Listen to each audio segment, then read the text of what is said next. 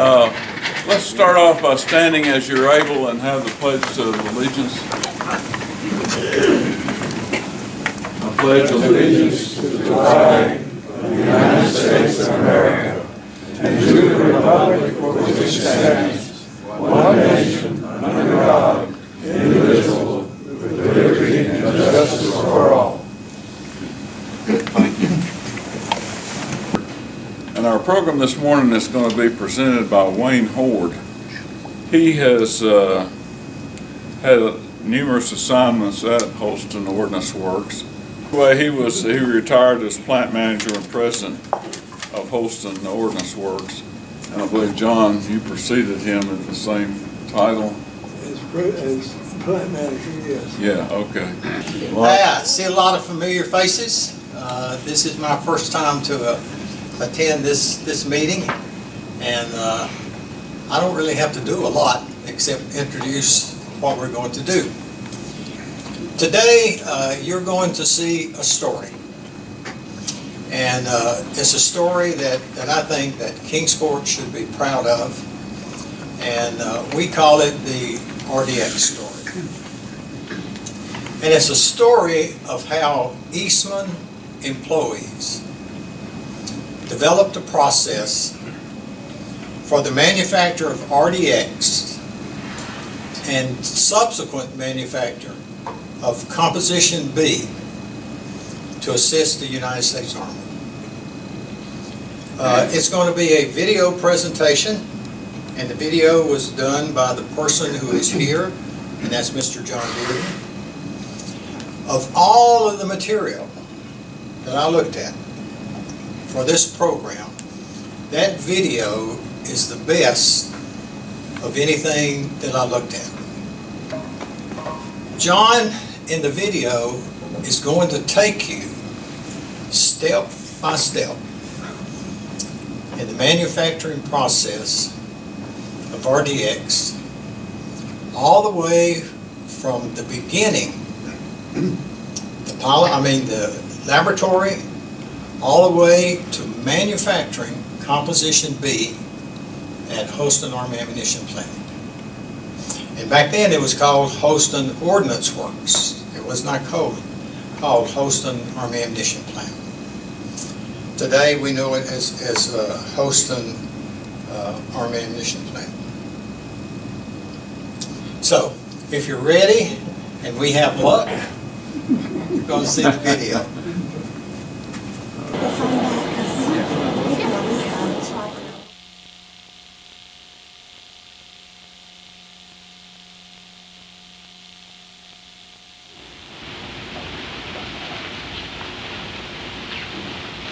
Hello, I'm Richard McConnell.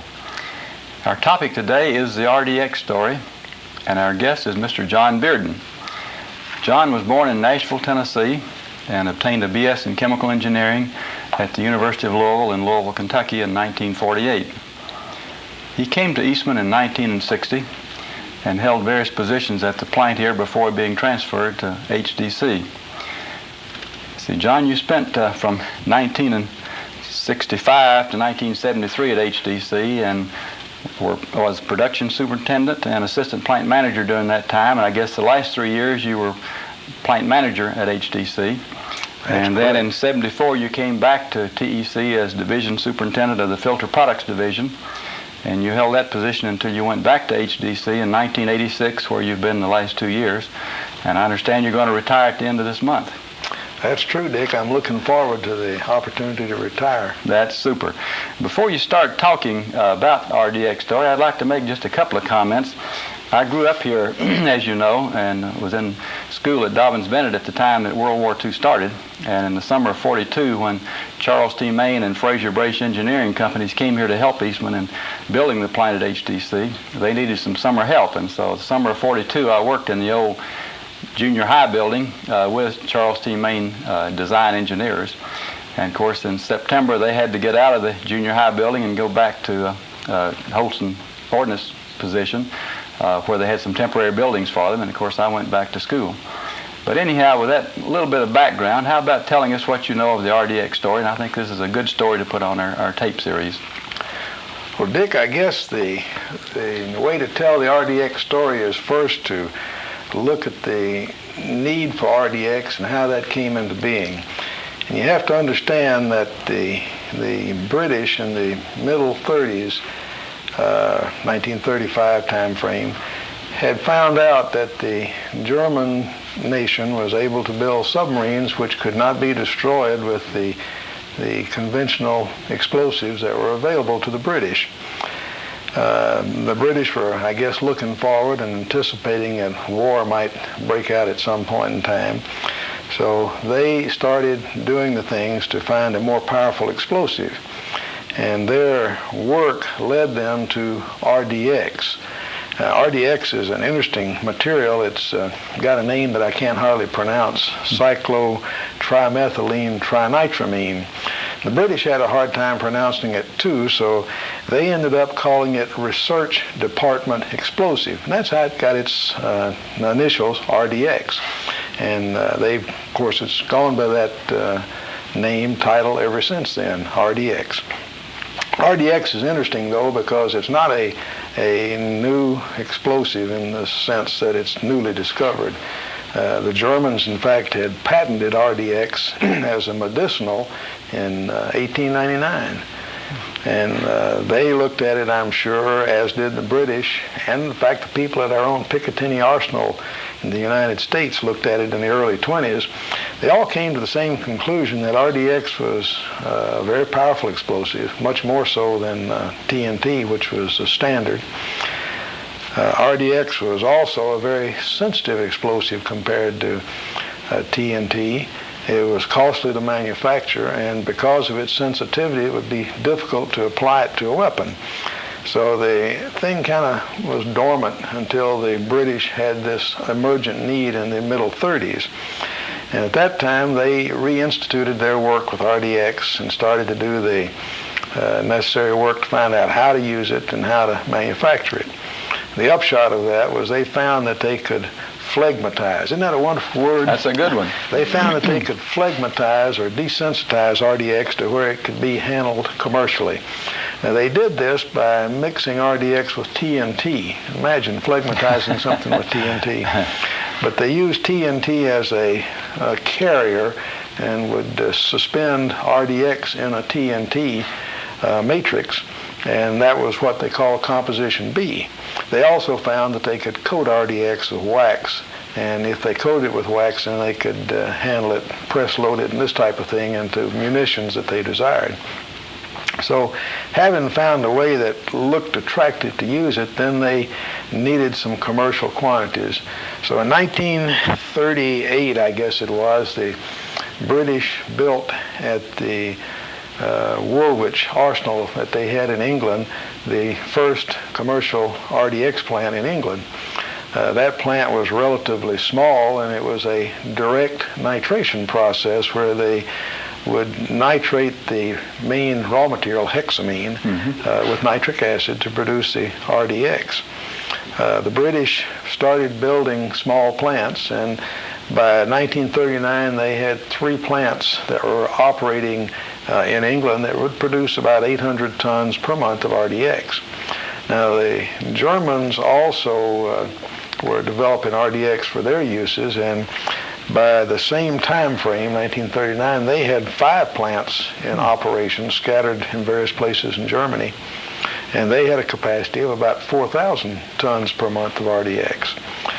Well, when the war started between Germany and Great Britain, the British looked for more RDX because immediately the Germans started the blockade with the submarines, and as they had done in World War II, they were very successful. They were able to just throttle down the shipping movements into the British Isles.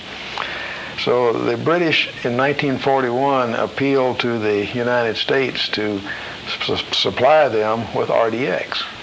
And the federal government agreed to do so.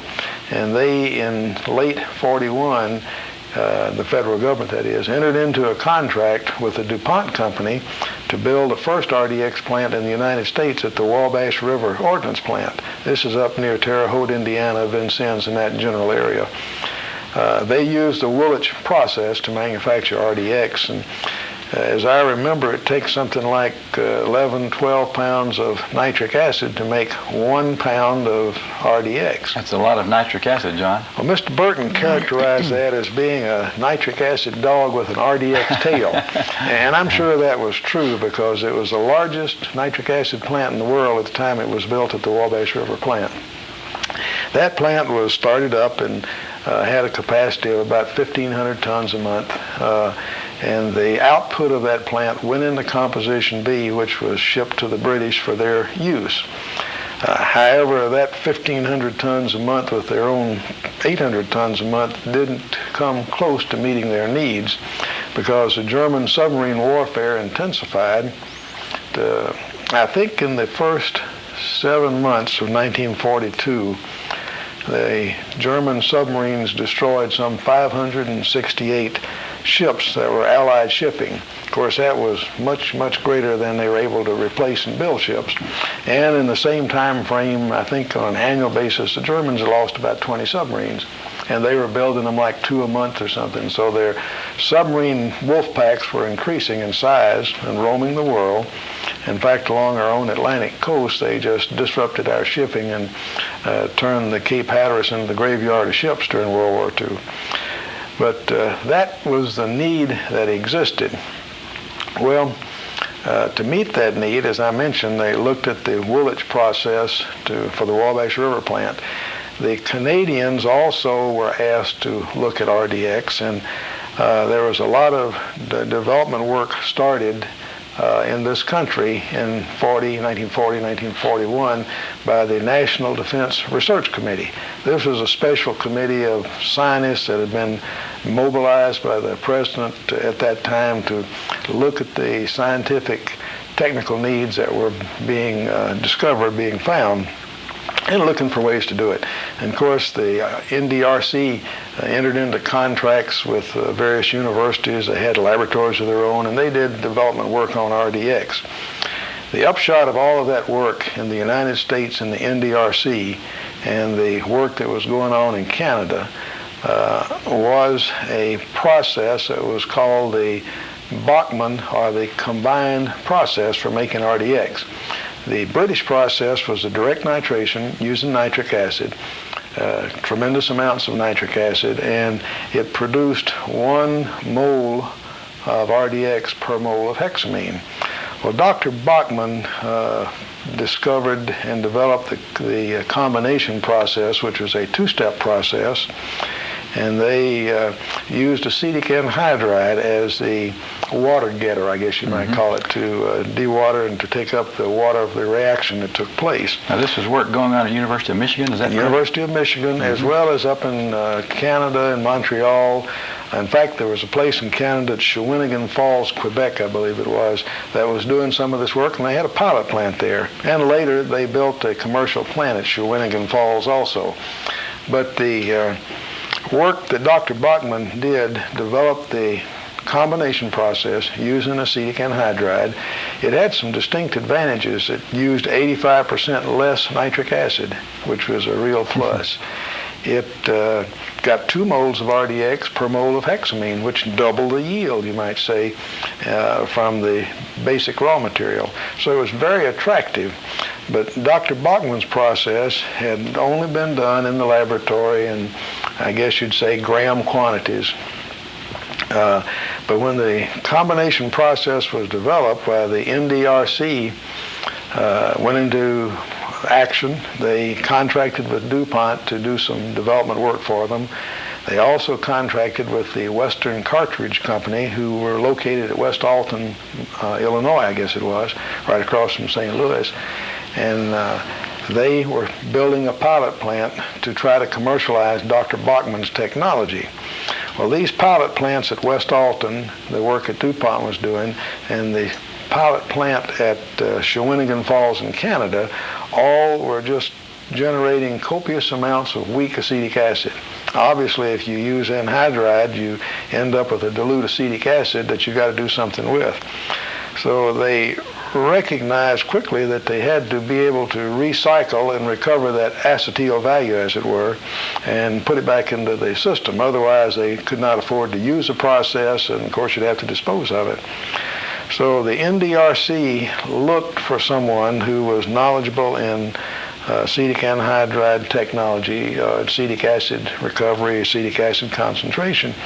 And of course, the Tennessee Eastman Corporation, it wasn't the company then, it was Tennessee Eastman Corporation, was recognized in the United States as a company who had technology in this area.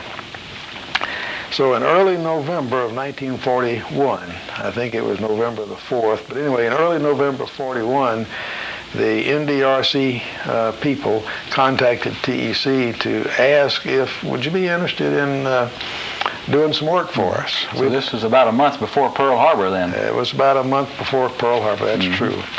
Of course, the Eastman management was kind of surprised, but they were impressed with the urgency of it, and they said they would talk with them, and they did enter into discussions. And they got the shock of their lives, apparently, when they found out that the weak acid not only had water in it, but it had an explosive called RDX that they knew nothing about. All they knew, it was very dangerous.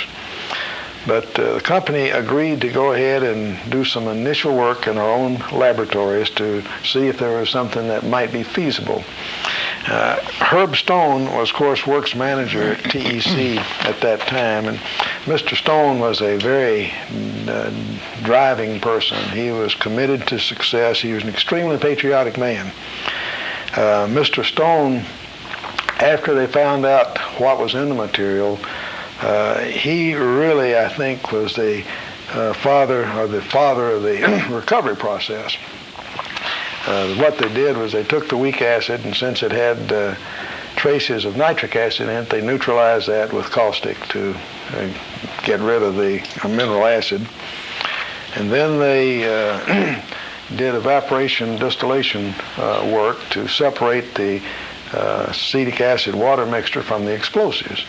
And they ended up with a 60% acetic acid water solution with traces of other materials in it, but they removed all the explosives. So they took samples of the acid that they had made and the analysis on that to Washington in early December, 16th of December, after Pearl Harbor, and told them they thought they had a process. And so the NDRC and the Army were very impressed and said, well, go ahead and develop us a pilot plant. So the company went ahead then, without a contract, mind you, went ahead and initiated the work to build a pilot plant to commercialize the laboratory data, in effect, so they could design a plant for them. This work, part of it was done in Building 88 in the labs there. And then when they got to the pilot plant stage, they went into Building 96, I believe it was, in the research area.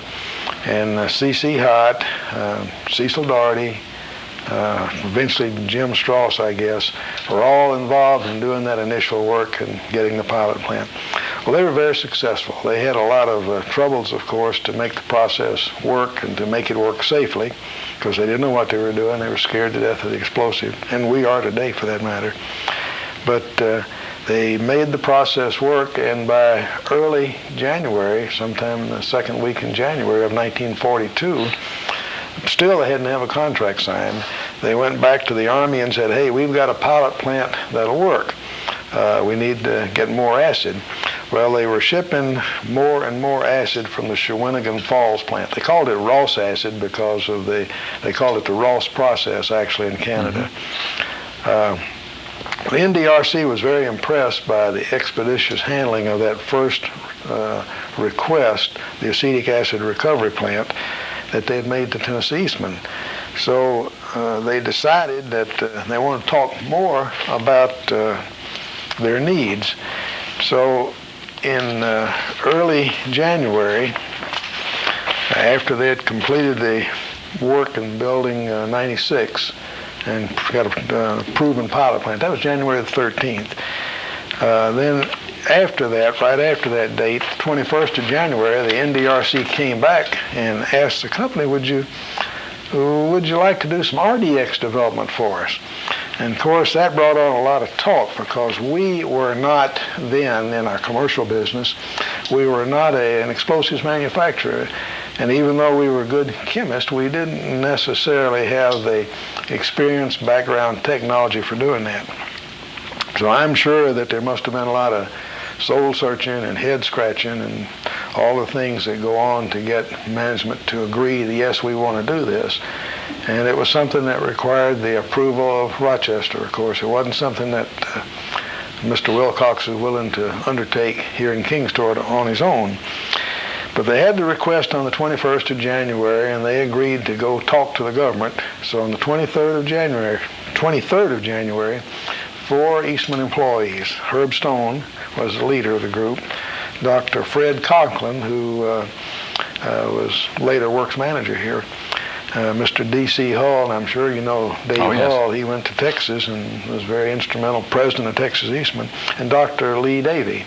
Those 4 gentlemen left on a 4-day trip, and they went to Washington and talked to the officials in Washington about the RDX project.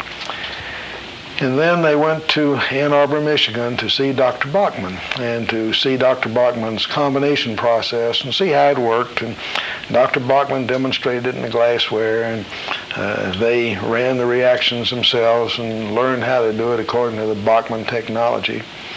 It was interesting, Dr. McNaughton, Bill McNaughton, he was a graduate student at the time at the University of Michigan working for Dr. Bachman, and he came to Eastman as a result of that initial contact and worked in the Wechsler Bend pilot plant. Do you know what Wechsler Bend was called in the early days here in Kingsport? No, Dick. Pearl Harbor. And the other pilot plant that was built up in the mountain was called Singapore because Pearl Harbor and Singapore were much in the news those days. I can believe that. And Eastman management got very upset. They didn't want people to know that we were working on a new explosive process here, and so they very quickly put out the word, don't call Wechsler Bend Pearl Harbor.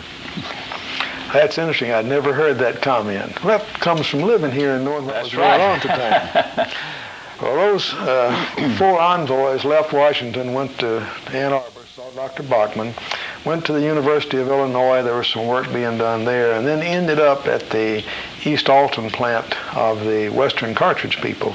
And the Western Cartridge people were actually operating a Bachman pilot plant, and there was a batch 2-step process. Well, someplace during the trip, I don't know where it was, I don't know who it was, really the records don't tell us who it was, but somewhere during that time, sometime during that time frame, one of those 4, maybe all 4 of them together, conceived a way to do this process on a continuous basis. Well, now, when they left for Kingsport, or left for Washington, before they left, Mr. Stone, confident person, he went up to the Wechsler Bend site, and he marked out, they tell me, with the heel of his shoe, the size of a building that he wanted for a laboratory. He also marked out on the ground where he wanted to be located a nitration building. And I think they also built a small building for a steam boiler, because they had to have steam. Well, when they got back from their 4-day trip, that plant was construction and just flying. And they got the buildings completed on that, the initial buildings, the fence up, and ready to use on February the 15th. Now, mind you, that's starting on the 23rd of January to 15th of February. And they had equipment in the building so they could use it. And of course, they got the equipment out of the plant. Mm-hmm. It was interesting to read Mr. Bearden's comments. He, at that time, was superintendent of the, I guess, the AAA or 10-ite division as we know it. And he was tapped, I guess you might say, by Mr. Stone to be the operations manager or operations man at Wechsler Bend. And so they pulled him out of his job and stuck him up at the pilot plant that they were building. Now, that was called the Wechsler Bend Pilot Plant. I never heard Pearl Harbor. It was called the Wechsler Bend Pilot Plant, and it was, the original intent was to develop a commercial process for the manufacture of RDX. The initial contract that we had with, the company had with the NDRC was to take the Bachman 2-step process and bring it to fruition. And that's what Western Cartridge has been working on, and the Shawinigan Falls people have been working on. But they honored their contract, and they started the Wechsler Bend pilot plant up on the Bachman two-step process. And they obtained sufficient data in 2 days to make the case that that process would not be a commercial, desirable commercial process, because you had 2 steps in it. You had to separate the intermediate product and dry it, and then you had to put it back into the system and continue the chemical reactions. And it was a tedious thing. Maybe it's good for a laboratory, but certainly not for commercial operation. So after 2 days, they were able to convince the Army ordnance people that the process that they wanted to try, a continuous process, was a much better way to go about it. And the Army agreed and accepted the premise. And so they then directed their efforts to developing a continuous process. Well, on February the 17th, that was 2 days after they started the semi-works, February the 17th, they started runs in the plant itself. The 19th, they got their continuous reactor started. The 25th of February, they made an all-day run. Now that's significant. You can't really understand what a problem that is unless you know that the reaction is a highly exothermic reaction, that it throws out solids as it reacts, and these tend to precipitate and coat, and it fouls up your heat transfer surface and makes it very difficult to control temperature. The ratio of the reactants is critical to getting a good yield, and so you've got problems maintaining those ratios. The reaction in and of itself is in a very corrosive media. 99+% nitric acid, acetic anhydride, and it's generating formaldehyde, just all those good things that are a nightmare to handle in a commercial process. So they had their hands full, and I don't know, and the records that I've seen don't say how many evolutionary designs they went through on that reactor. But by mid-March, maybe 3 weeks, maybe 4 weeks, they had a reactor which would run with reasonable efficiency. It would run 24 hours a day, and they still had coating problems, and they had a lot of things like that. But they had one that would really work. So in mid-March, they were able to make sufficient RDX that they could send it elsewhere for processing. Now, they started out making 1,000 pounds a day of RDX. Not very much, really. Now, that's kind of the sequence of events on the RDX pilot plant. But there's another pilot plant that you mentioned, Singapore, did you call it? Yes. Well, that was really the Horse Creek pilot plant. And it was located out at the foot of Bays Mountain. The company had a logging operation that you, I'm sure, are aware of, where they cut timber off of Bays Mountain and hauled it into the plant on a plant railroad, logging railroad. And they selected a site out at the foot of Bays Mountain that was adjacent to the right-of-way of this railroad. And they built there the Wechsler, the Horse Creek pilot plant. Now, the Horse Creek pilot plant came about because I told you that the Army said something about the 21st of January is when they wanted an RDX pilot plant. Well, the 6th of February 1942, they came back to Eastman and said, well, we need to have a Comp B process. How about doing that for us? Well, I'm told that that was really a shock, because that was explosives, pure and simple. It wasn't any chemical reactions. It was just taking explosives and mixing them together, and we certainly didn't know anything in our commercial operations about that kind of an operation. So they agreed finally to do it. I understand that Mr. Wilcox was concerned first because they say he didn't know whether we could accomplish technically what was needed, and that was a real concern because there was a real pressure at that time with the war having started to do things and get them done. And so there was concern of, well, can we really do it? And they decided that, yes, they probably as capable as anybody else, because nobody else was doing it in this country. So they agreed to do it, but they decided that they didn't want to have the Horse Creek plant site close to the main plant site. So they went on this logging railroad and picked the plant site out, and it's maybe a mile off of State Road 93, I guess it is. Runs out by the Elks Club. It's back down that valley off of that. There's a road that goes back into it. In fact, part of the power plant still stands today. Is it really? There were a number of buildings, but one of the buildings that they had a 24-inch thick concrete wall that divided the building into two sections. And of course, the rest of the building was temporary, but a 24-inch thick concrete wall that's 15 feet tall is pretty permanent. And the last time I was out there, it was still standing. So you can find the Wechsler, the Horse Creek site, if you really want to go look for it. But anyway, they asked them to develop the Horse Creek plant, the pilot plant. They went out there and started construction on the 15th of February. And of course, Wechsler Ben was getting started about this time in operation. And in mid-March, they had enough RDX that came from Wechsler Ben to start doing the development work on the Composition B. The British called the mixing of Composition B and TNT incorporation. And that name still applies to the buildings at Holston Army Ammunition Plant today.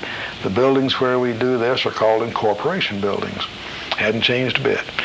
The process that the British used was one where they charged TNT into an open kettle that was steam jacketed and heated to melt the TNT.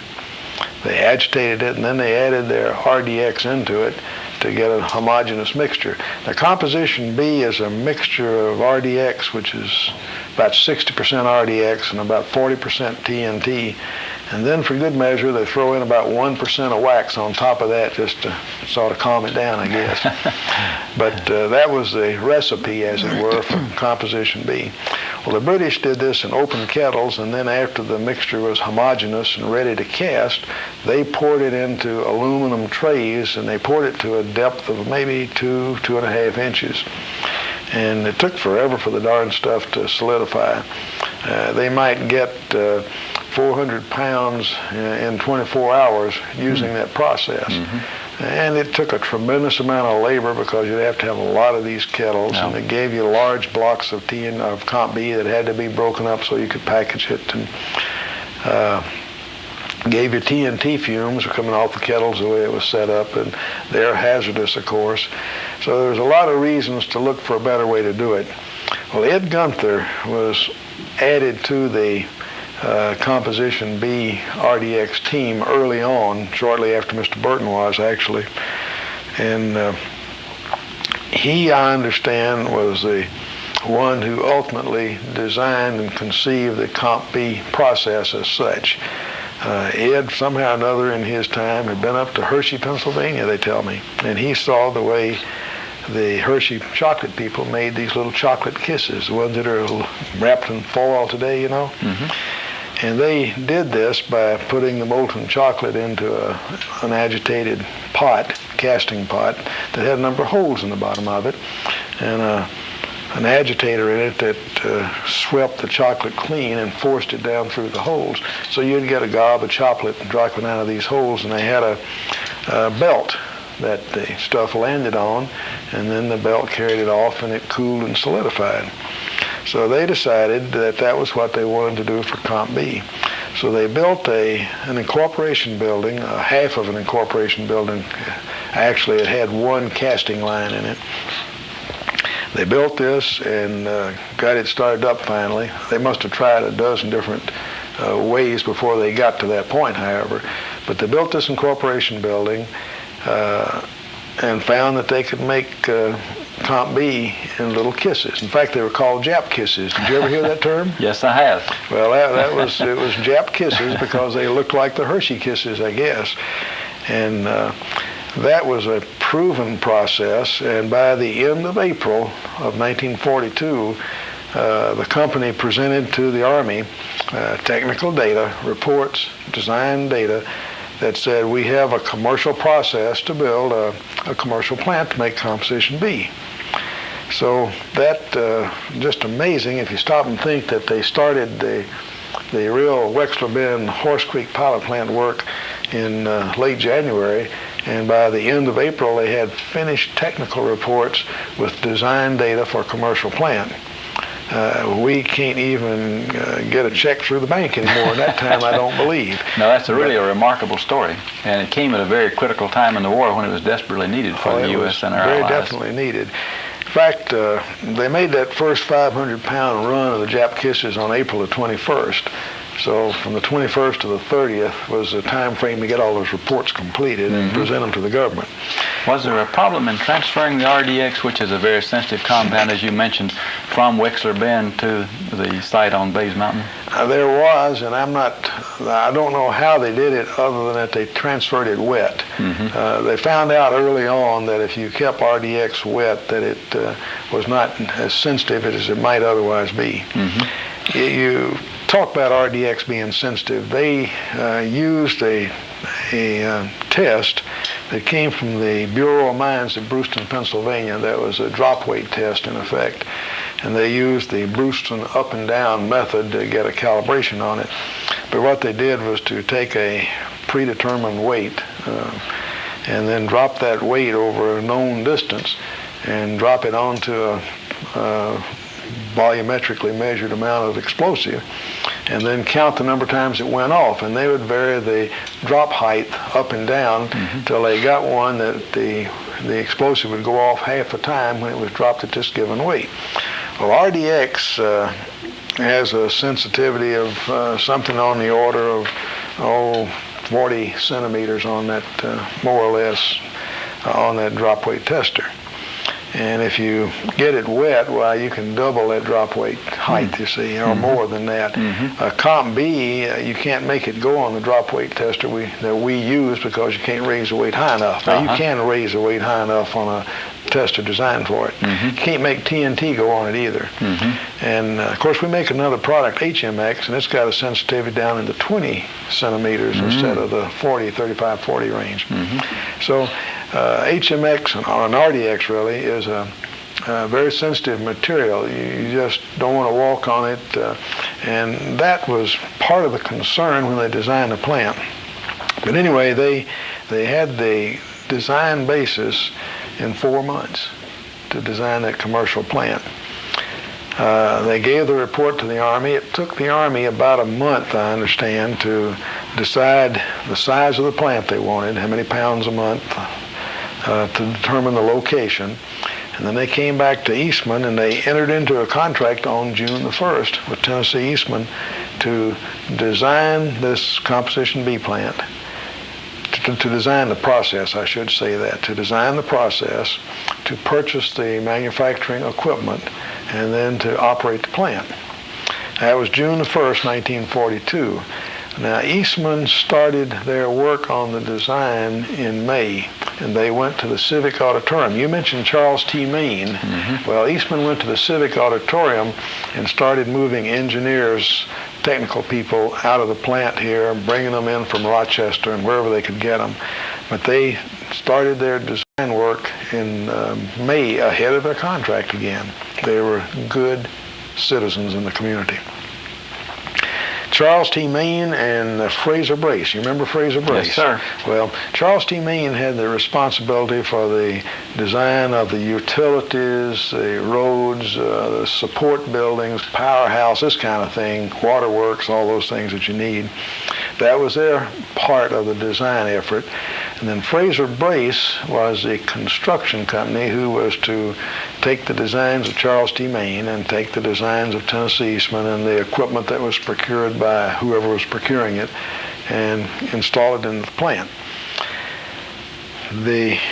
Those people came, I don't know whether I've got the date or not. Let's see. Fraser Brace came to Kingsport the 3rd of June.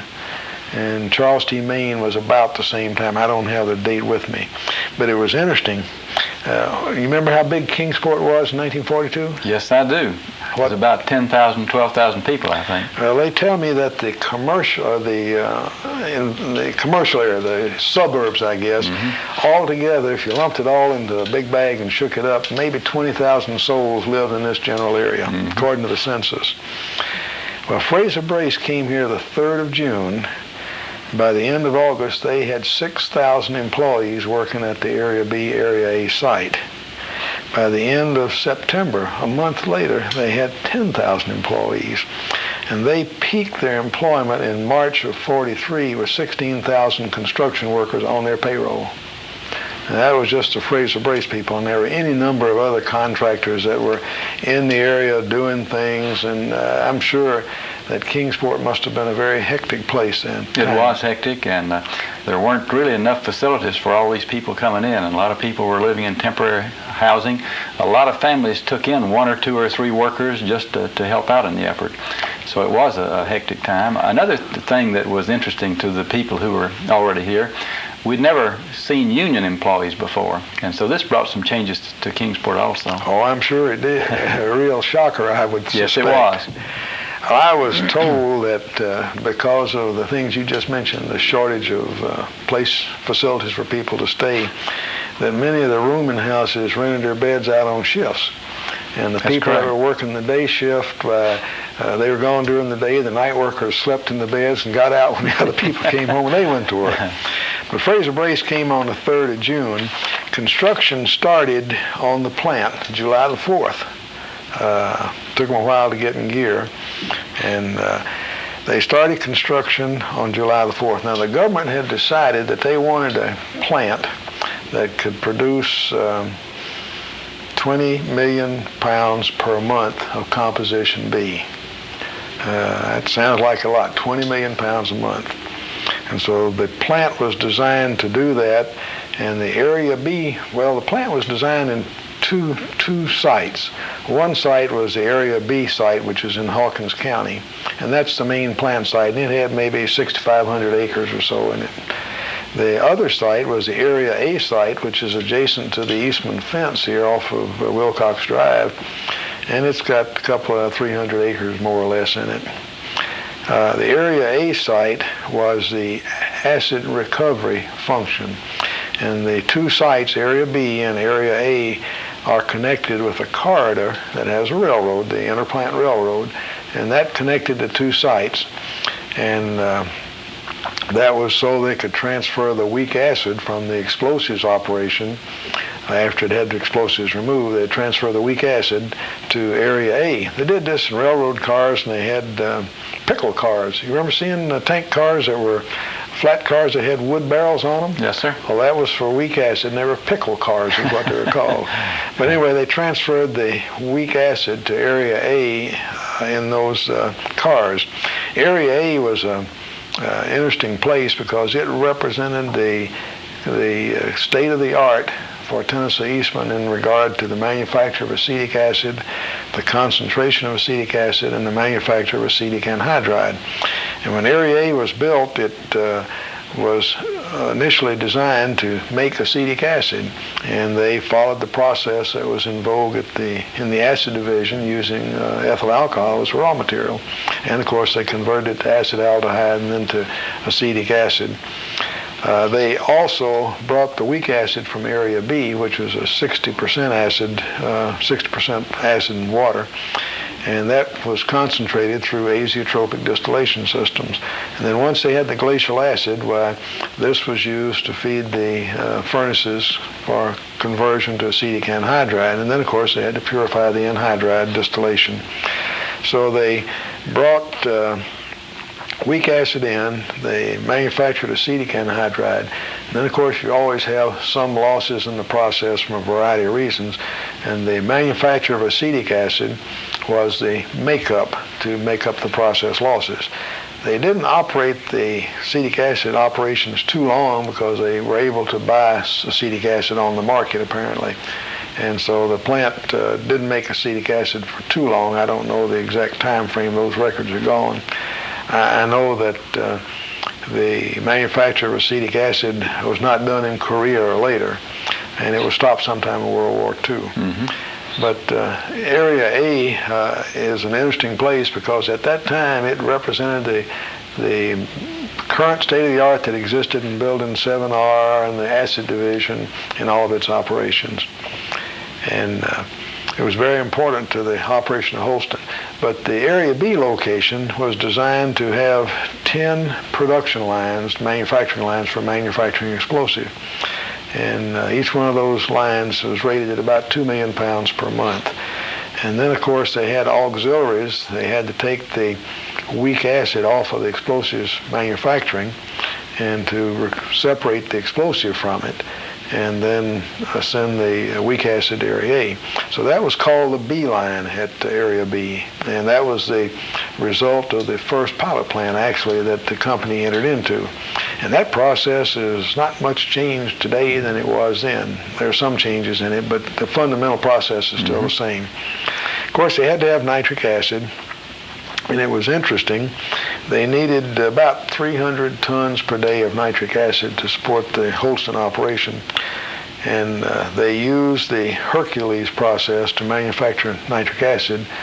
This oxidizes ammonia over a platinum catalyst to make oxides of nitrogen. They're absorbed in water. You end up with 60% acid, and that had to be concentrated to essentially 99+% to use it. The water that you left in it had to be taken out with acetic anhydride. Well, they used a sulfuric acid concentration process, which was a real terrible thing because of the pollution aspects. When you concentrate weak nitric acid with sulfuric, you have to then concentrate the sulfuric, and they did that in oil-fired lead-lined furnaces and just literally boil the acid to drive off the water. And of course the water vapor was exhausted to atmosphere, and they didn't get all the SO2, SO3 or whatever was in it out. And you could see, I guess you may have remembered that, the white clouds that would be over Kingsport in the morning, and it was stinky, and that was what was causing it. And then of course the nitric acid, once it was concentrated, they started out to make the nitration reaction work. They used nitric acid, and then they added some ammonium nitrate to it as a buffer. And they had a dissolving operation where they were shipping ammonium nitrate in and opening bags and dumping it into nitric acid and mixing it. Well, it didn't take them long to figure out that they had ammonia here. They may as well squirt a little ammonia into the nitric acid and make the ammonium nitrate in situ. And that's exactly what they did. So the process evolved to that, and it eliminated a very bad production problem of having to make solutions that were 100% nitric acid with ammonium nitrate. Ammonium nitrate's an explosive, and that had to be handled properly, and of course the acid in itself was terrible, and you were doing it in 50-pound bags, and that was people dumping it. Just a terrible way to do it. So I think they did some fine things in making that a viable commercial operation. But anyway, they started the construction of that plant, 20 million pounds per month plant, on July the 4th. The first line started up on April the 20th, 1943. Not quite a year from the starting date of construction. And that in and of itself is amazing. They got full production. They completed all the construction work in August of 43. Now that's what, a year and a month or a year and 2 months at the most, 14 months from breaking ground to having the plant finished. That's another remarkable story, really. Oh my, it's just hard to believe the effort that went into doing that. And Fraser Brace really was the organization that brought that off. Fraser Brace came to Kingsport, and they had been building munition plants for the government elsewhere. And when they came to Kingsport, they'd just finished the construction of the world's largest TNT plant, the way they built it, at Weldon Springs, Missouri. And they moved most of those supervisors and a lot of their construction workers from Weldon Springs, Missouri, right outside of St. Louis, to Kingsport. That was the union workers you were talking about. Right. But they came in, and they had a oiled, I guess, fine-tuned organization that knew what they were doing. And of course, they were given good designs by Eastman, good designs by Charles T. Main. And their biggest problem was two things, I understand. One of them being the weather. It rained a lot that fall. And the other thing was getting materials, because at all the time this was going on, the work had started on Oak Ridge.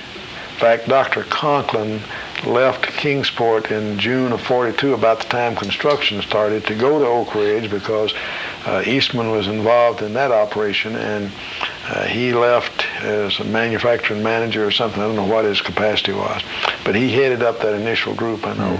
So he pulled out.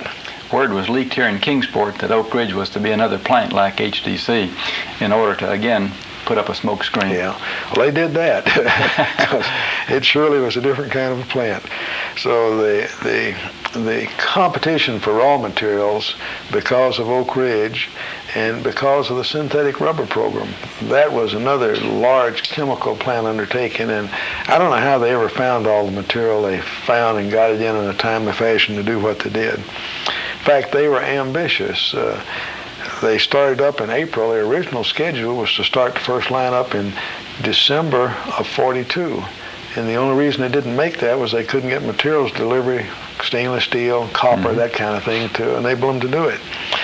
But it was interesting because the plant reached full production capacity in August of 43. Meantime, they'd been running this Wechsler Bend Horse Creek pilot plant all along, and they found out a lot of things at Wechsler Bend. And what they found out was that you could, with some very minor changes, and you could double the capacity of the plant. So they proposed to the Army in July of 43, before they'd finished the first one, a way to double the capacity of the Holston Army plant. And the Army accepted it. They really wanted Comp B. And so they started the work. Now, mind you, the last lines 8, 9, and 10 had not been completed. And so when the Army agreed to do this, lines 8, 9, and 10 were brought into operation on the new capacity basis. Instead of 2 million pounds a month, 4 million pounds a month. And then they went back and retrofitted the rest of the plant. They started that in August of 43. They reached full production at 200% in the end of January 44. And the contractor left in March of 44, cleaned up his site and left. It was just amazing that they were able to do that kind of a thing in the time frames they had. Of course, I guess when you want to do something, you can, and they sure as heck did. But the plant was completed and in full production in January 44, and the contractor left March 15th of 44. And then they continued the operation of the plant until August of 45. It's interesting, they doubled the plant. There was about a 20% increase in cost over the original investment. The whole plant in 1943 dollars was about $108, $109 million, which is one heck of a lot of money in 1943. It certainly was. It is today, of course, but it was then for sure. But it's amazing because to have produced that quantities of explosive, 10, 11,000 tons a month of RDX using the Woolwich process, you'd have had 3 or 4 times that cost. And you couldn't have gotten the materials to do it. Right. Talking about completing things in a hurry, of course, people were working at least 6 days a week then, and sometimes 7. And so it wasn't the typical 5-day work week that you think of today. No, it couldn't have been. In fact, reading the reports out of the pilot plant, they were 16-hour and on occasion 24-hour days was the way the report read. And I believe it must have been that way for 3 or 4 months before the thing finally calmed down and stabilized. The pilot plant ran initially at 1,000 pounds a day. There was such a need for the material that the government asked them to increase the output. So they got up to 2,000 pounds a day of RDX. And that material was processed through Wechsler Bend and then later on shipped. Would this be a good time for a break? As good as any. All right.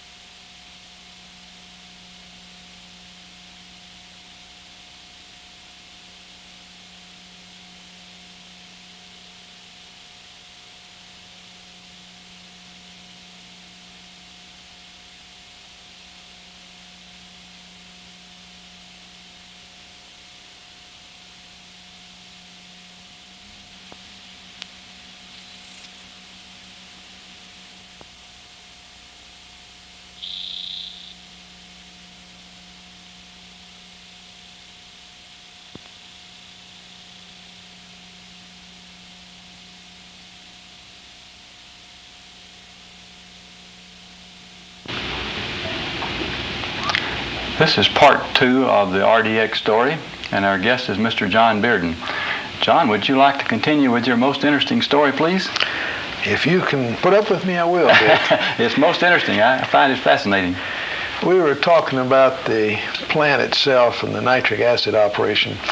You know, the mobilization that took place here in the Kingsport area was not just solely Kingsport, Tennessee Eastman Corporation.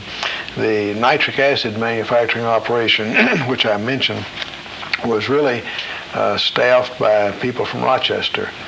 We didn't have nitric acid technology here. They did at Rochester, and so the manufacturing management, the maintenance management, came from Rochester here for the duration to start up and run and operate the nitric acid facilities. Also, there was an influx of technical people in the engineering aspects. In November of '42, just to back up a little bit, this was while they were still doing engineering and while they were still working on getting the plant built. I've got a summary of head counts, really, of various people in the organization. But there were 163 people working in the engineering department at Civic Auditorium at that time. Most of them were either engineers or draftsmen. And they had about 80% of the design complete at that point in time. The pilot plant ended up in November of '42 with some 46 people there on an operating basis. Horse Creek pilot plant had 19 people on an operating basis. The Building 96 and Research Labs area had 23 people operating there. Then in addition to those people, there were some 900 other people who were in the purchasing group and supervision, but mainly they were people who were being trained to operate the Area B, Area A operations. And those people were getting their training in the pilot plants. And there was a parade through those plants, I'm sure, of people there for training, learning how to run the plant that they're going to operate later. There was also a total of 21 members of supervision that were in this group. So in November of '42, there were some 1,170 people on the TEC HOW payroll. That was what it was called, TEC HOW. Mm-hmm. It was called Holston Ordinance Works, as you know. It was later changed to Holston Army Ammunition Plant.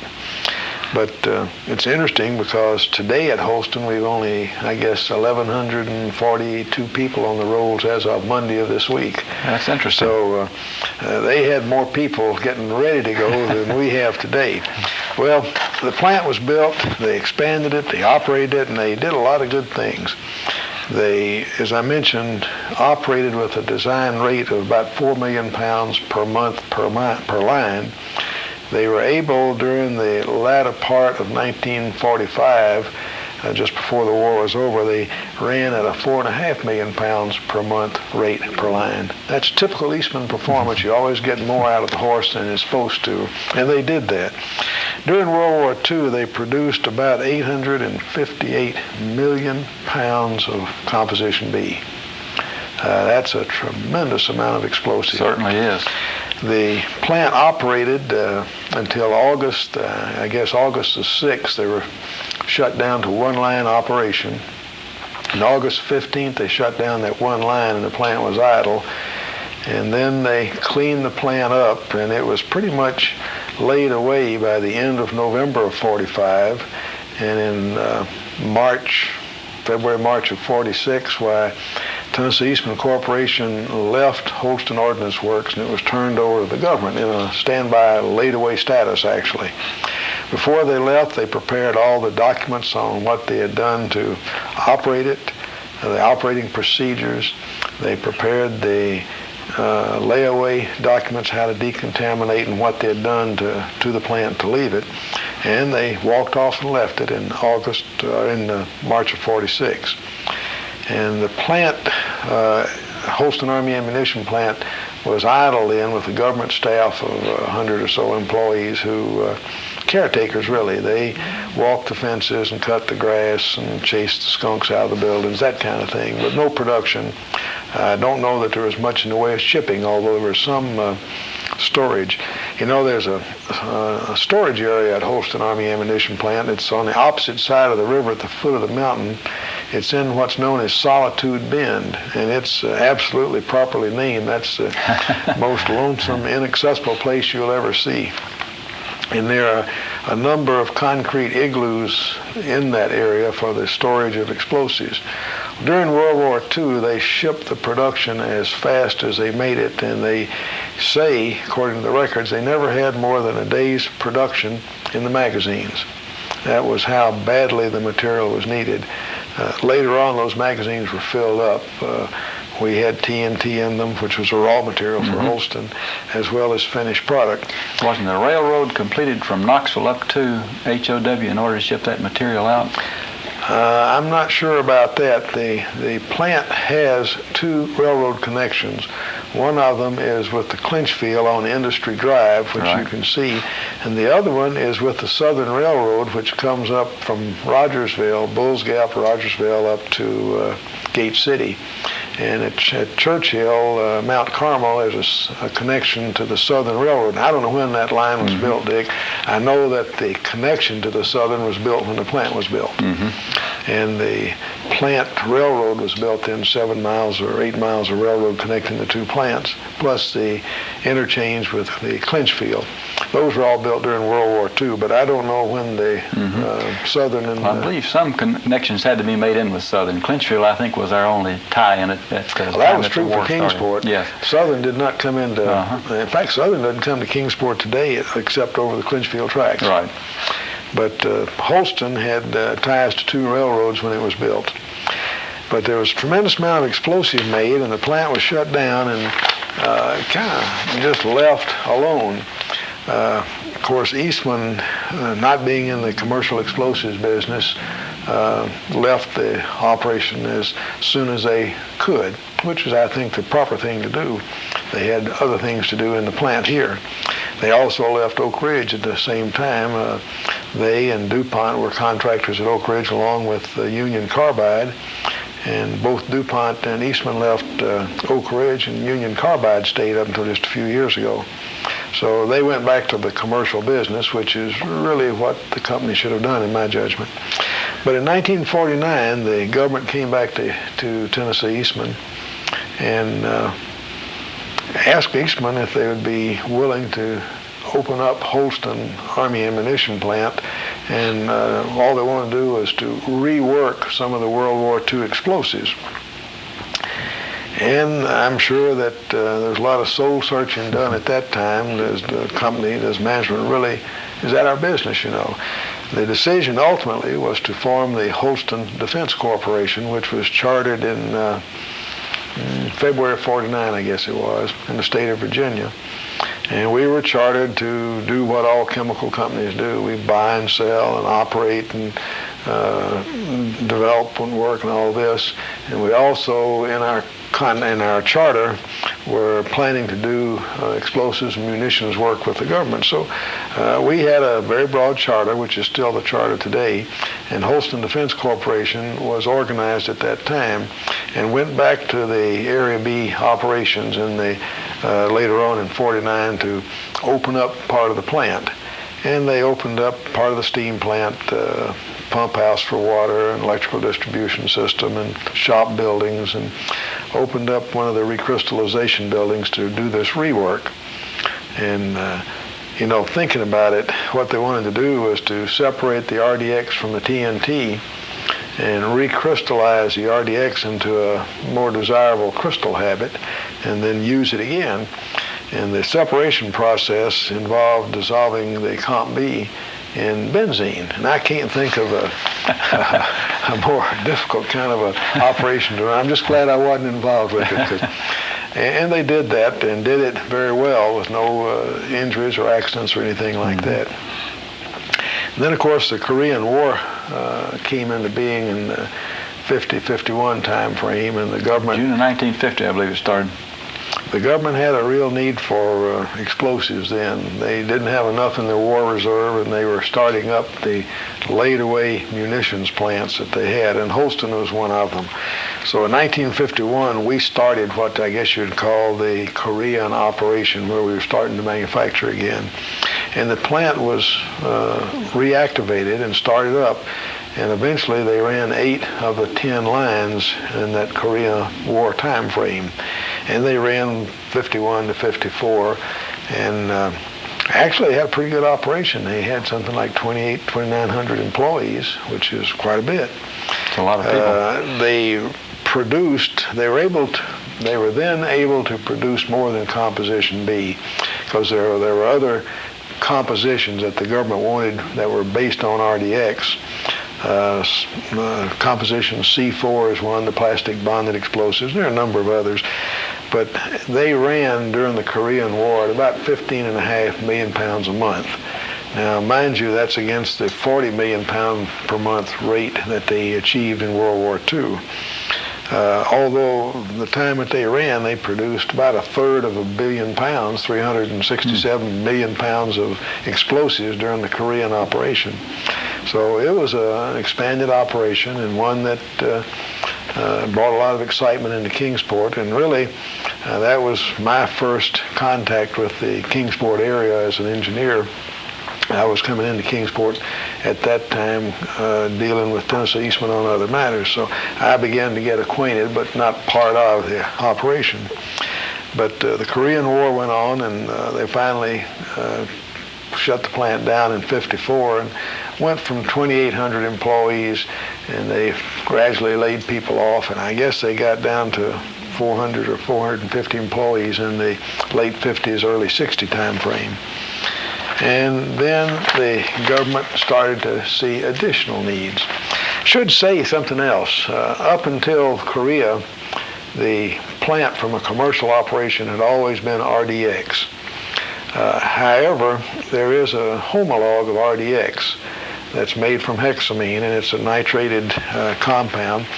RDX is a 6-membered compound, 6-membered ring rather, and HMX is the homologue, and that's an 8-membered ring, and it's the same thing. It's just 8 alternating methylene nitramine groups.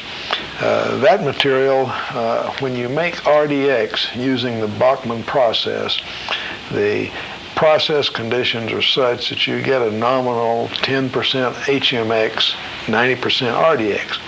And that's called Type 2 RDX, and that's what was made during World War II, and it was called RDX. And HMX turns out to be very desirable from a military explosive standpoint. It's a higher melting explosive. In fact, HMX means high melting explosive. That's the acronym for it. It is a higher melting material, about 70 degrees higher melting point than RDX. And of course, from a weapon standpoint, that's desirable because you can subject it to higher temperature excursions safely. It's also a little more powerful explosive. In fact, HMX is, I guess, the most powerful conventional or chemical explosive that's in the arsenal today. Of course, the nuclear weapons are not in that, don't call them conventional explosives. But HMX was recognized during the pilot plant work in Wechsler during World War II. There was some limited amount of HMX made in the Wechsler pilot plant. I don't know when it was made, and it was, 20,000 pounds more or less. And it was made for a special purpose for the Ordnance Department. It's more sensitive than RDX. It has about twice as sensitive on the drop weight test. And it was packaged in rubber-lined bags, wet with water, and shipped to the Army. I don't know what they ever did with it. A lot of interesting tales, but I don't know any of them being true. So HMX in and of itself was not a commercial entity in the World War II operations, but in 1953 we started commercial production of HMX at Holston Army Ammunition Plant. And it was used, you were getting into the weapons for penetrating tanks with shaped charges, and of course you make a a Law warhead, one of these rocket anti-tank weapons, and they test the darn thing by seeing if the weapon will consistently penetrate 10 inches of a special steel, you know, and HMX will do that and RDX won't. So we made HMX starting in '53, and the amounts were ever increasing because it was a preferred load from the military weapons designer's viewpoint. It was a wasteful chemical to make in terms of the RDX plant, however, because it takes about 6 times as much nitro, 6 times as much acetic anhydride to make HMX as it does to make RDX. The yield is good on it from a hexamine standpoint, but not as good as RDX. The material is made in a batch process, which gives you a much lower poundage output than if you were making RDX continuously. But anyway, that HMX became a viable commercial product in '53, and today we make some, well, I don't know, 40 or 50 end products out of HMX that are based on HMX. But the plant kind of subsided as a result of the aftermath of Korea. And it was not until the early '60s that a buildup started again. And it started to build back up, and operations were still very low level, of course. Then Southeast Asia became a reality, and the government in the summer of '65 made plans and asked HDC to start bringing back into operation parts of the plant. And so that was started, and the first hot standby line, I guess you'd call it, came into production in November of '65. I went to Holston in late December of '65, and we had a mobilization schedule that was going to go full tilt just like it did in World War II. We eventually had the entire plant running at a 10-line operation. We peaked out at about 3,600 employees compared to 2,800 in Korea. And we ran the plant at an equivalent 42 million pound a month rate. Now I say equivalent because we weren't making that much Comp B. We made a tremendous amount of Comp B because it was still a desired load. But because we were making plastic bonded explosives and because we were making HMX, in fact we made 6 million pounds a year of HMX, which is a big drain on your anhydride capacity.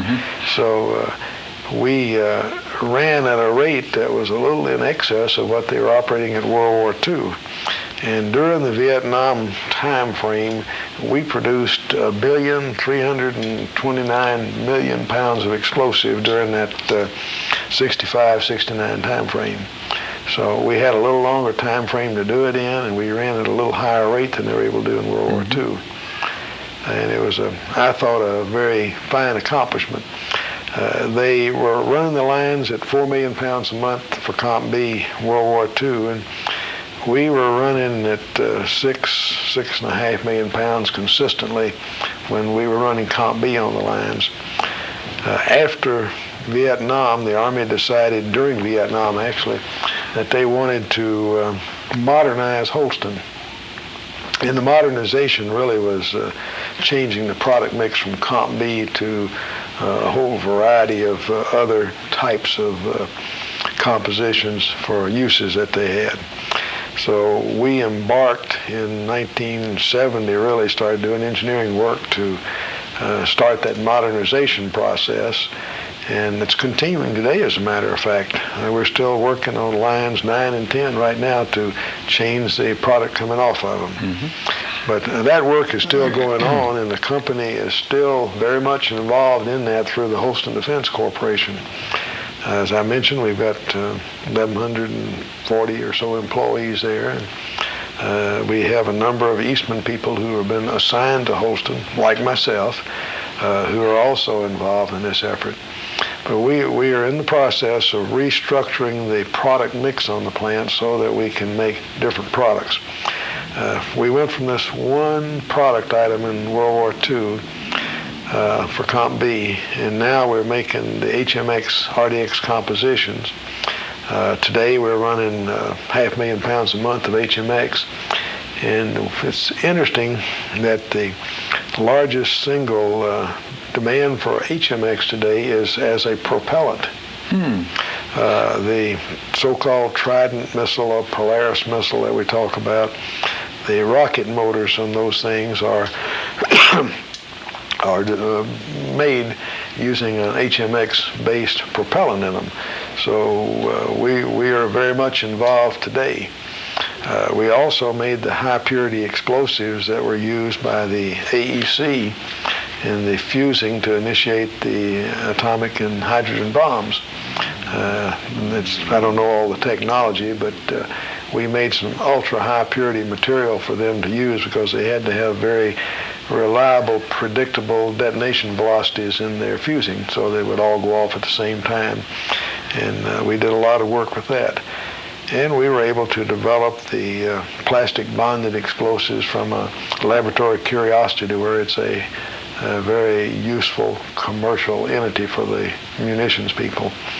And of course, that's very desirable because you get away from having to phlegmatize your RDX or your HMX with TNT.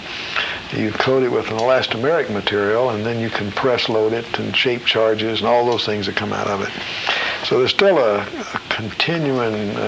continuation really of the work, the types of accomplishments that went on in World War II today. Of course, I don't think we have the same sense of urgency that prevailed in the World War II era or prevailed in the Vietnam era. The demand, the urgency is not there, and of course you respond to that. But it's an interesting thing, starting in 43 through this month, through October actually, no, this is December now, there have been manufactured at Holston 3,850,000,000 pounds of explosive. Now that is a tremendous amount of explosive, and I guess the thing that's so important is that we've never had a fatality associated with that explosives. That's really remarkable when you think about it. Well, it's a testimony really to the work that went into it to begin with, and the commitment that they weren't going to have that. In fact, we've got a much better safety record there than you have at TEC. So that's kind of the history up to date. Okay. The future is still in front of us. We're still working at Holston. There's still more work to be done, and the company is still involved in it. Well, John, I certainly appreciate your coming and giving us this story today. I feel like it's a very important story to know about. It was very important to this country during World War II to get it going in a hurry, and I think the company did an excellent job of getting it moving quickly, developing processes and building plants. It was also, I guess, beneficial to Eastman in that we brought a lot of people in that stayed with Eastman and have made good employees and have been instrumental in keeping other products and processes going. And there was also a lot of interchange between Rochester and Kingsport. I know Mr. Fred Sill came down as a chem engineer, and I knew him personally during World War II when he was working here. But a lot of good things have come out of this, and I think Eastman's record in it is certainly a good one. Well, you know, if you go back and look at the World War II history, I believe it was Winston Churchill that said the key to winning the war was winning the Battle of the Atlantic. And if you go back and read the book Scientist Against Time, which Dr. James P. Baxter wrote. This was a story of the NDRC, actually. But in that book, he pointed out that there were probably, in his judgment, 3 or 4 really significant scientific achievements that won the war. And the ones that he listed was the development of radar, the development of the process to manufacture in large quantities RDX, the synthetic rubber industry. Those 3 things were the ones that he thought that were the things that contributed to the winning of the war. And the war was ended much sooner because of the nuclear program. And there was a great saving in life because of that. But the things that made the war come to a successful conclusion really were, I think Dr. Baxter was right. And I know that the Battle of the Atlantic could not have been won without RDX. That's correct. No, our torpedoes and depth charges and bombs were much more effective after RDX was available. Well, you just couldn't kill a submarine without it. Yes. And I know there was much cheering at the Navy base I was on in '46 when the first bomb was dropped in Japan, so we were glad to see that war come to an end. Well, John, thanks again. This has been a fascinating story, and it's good to visit with you again. Thank you, Dick, and looking forward to joining the ranks of the retirees with you. Well, we'll be happy to have you. Thank you. Introduce John, sitting over here. Have John Stand up, John.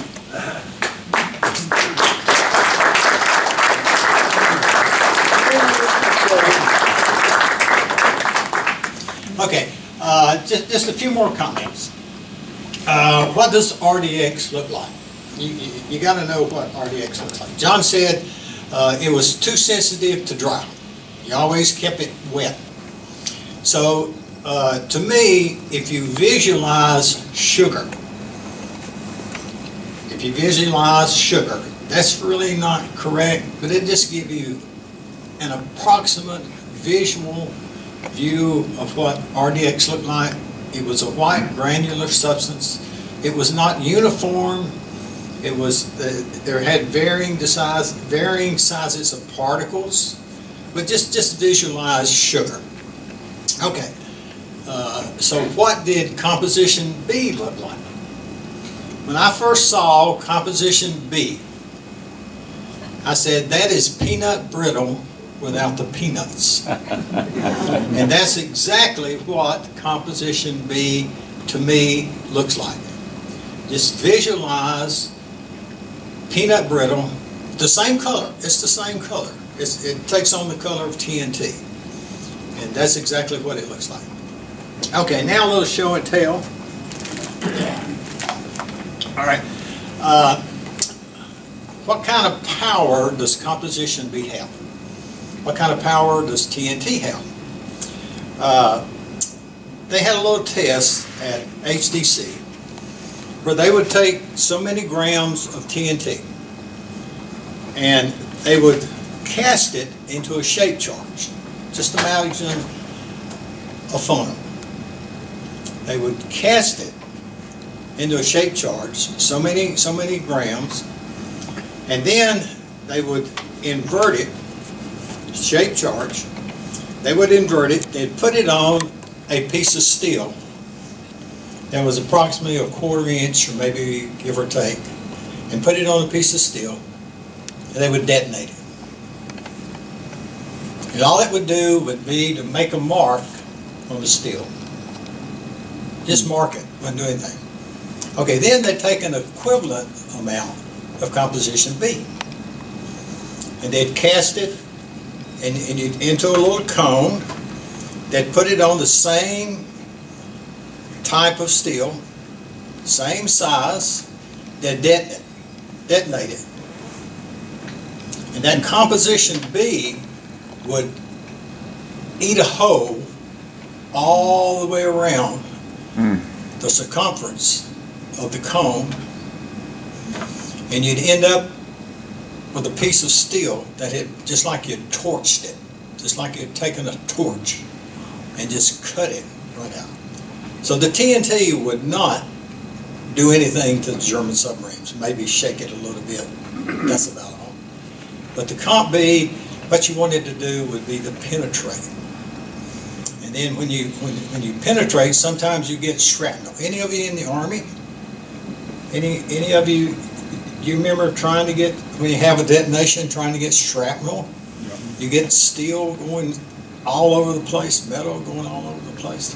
So that'll give you an idea of the explosive power of TNT and composition B. What's the date on the video? 1988. The RDX was made here, but the TNT, did that come from Radford? TNT came from Indiana. Okay, later they built the TNT plant at Radford.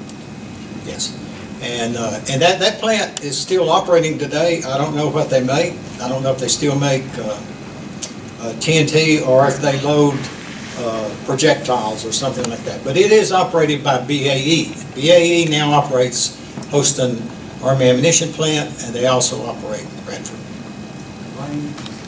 Okay, they also had a, he said they had a TNT plant at Chattanooga, and they did. That was called Volunteer Army Ammunition Plant, and they made TNT there until they shut it down.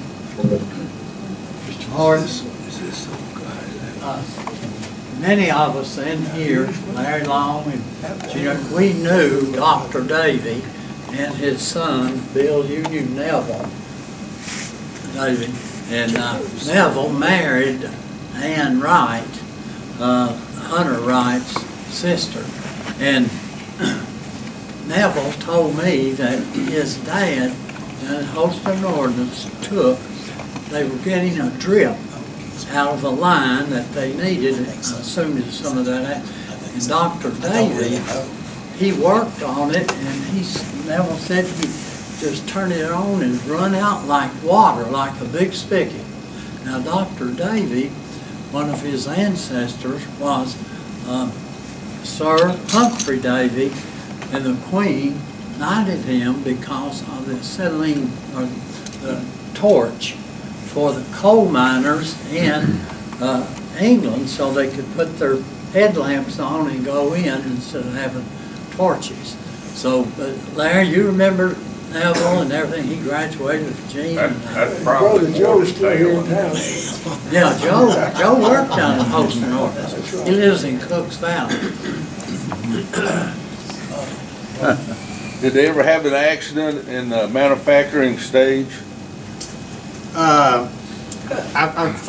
Back then, I cannot answer that. Okay, I cannot answer that. Night. However, did they ever have an accident? I really can't answer that. I would presume, well, I won't say that. Okay. Did we ever have accidents? Yes. We had accidents.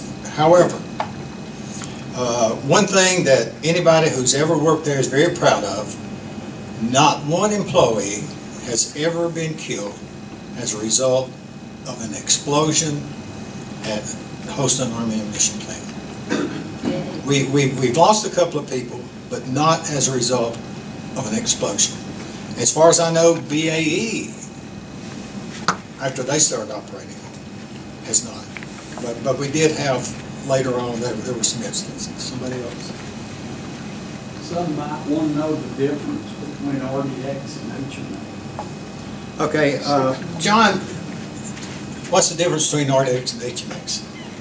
Okay, HMX is more powerful than RDX. HMX is harder to manufacture than RDX, which means it's more expensive than RDX. The throughput through the plant is less, significantly less. However, because of its explosive properties, it is preferred by some people in munitions over RDX. And I just will say that both of these explosives burn very well. If you can burn them without confining it so that you don't build up pressure and have an explosion, they burn very well. In fact, if you want to Google for HMX, Google the Navy's Trident submarine, and there are Trident missiles that are on there, because the rocket motors for those missiles have about 40,000 pounds of HMX in them. So it burns very well. Okay. Do we have a storage of the final product here in Kingsport? Yes and no. It's much more efficient, less costly, if you can ship the material once it's made. And as far as I know, that was always the objective. However, I know you've heard the story that the mountain contains all of this storage of copious quantities of explosives. Is there some stored there? Yes, there is some stored there. Primarily, all of the file samples from analytical work, they're stored there. There may be some interim storage of explosives, but there are other facilities. Army has other facilities that are better suited for long-term storage of explosives, so it's better to ship it right off of the acreage box.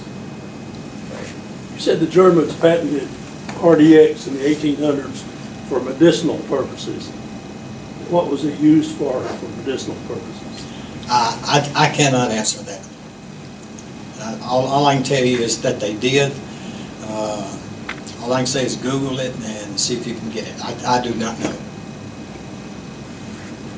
I believe President Kennedy visited the site before he was president. Have there been other presidents visit the site? Since 1962, there has not been a president who has visited the site. The highest ranking official that I ever saw there were admirals and generals. Those were the only. Somebody over here. Okay. Anybody else? Oh. Anything more potent other than the big bombs? At one time, for commercially produced explosives, RDX and HMX were the most powerful. There are some explosives that are more powerful than RDX and HMX. Maybe I shouldn't say this, but I will. In fact, BAE has been working on explosives that are more powerful than RDX and HMX. Whether they're producing them now or not, I can't answer that. I just know that they were doing some work on those explosives. That's all I can say. Wayne, about 6 months ago, I had a piece of steel that illustrates what you were talking about HMX or RDX and TNT, which I gave to the archives at the library. So if anybody wants to see one of those things, it's about that long, that high, and weighs about 20 pounds. Got the hole through it just like you described, and got the dent just like you described in another situation. The other thing I wanted to mention, which I found very interesting, is when you had those 14,000 and 16,000 employees building the plant, the railroad ran commuter trains from Irwin to Kingsport 40 times a day, bringing people from over there, over here, and back. And the locomotive that they used on that train wound up as the locomotive in the Casey Jones Museum in Jackson, Tennessee, which still exists. You want to know about locomotives, he's the guy. He's the guy they ask. You know that, don't you? Yeah. Okay. Wayne, Thank you very much. You're going to stick around. I will be here for a while if you got a question or comment. Yeah. Okay, thank you very much, Wayne.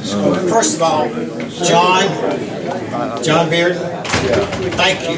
We're lucky to have John For that video. Bearden with us. It's excellent.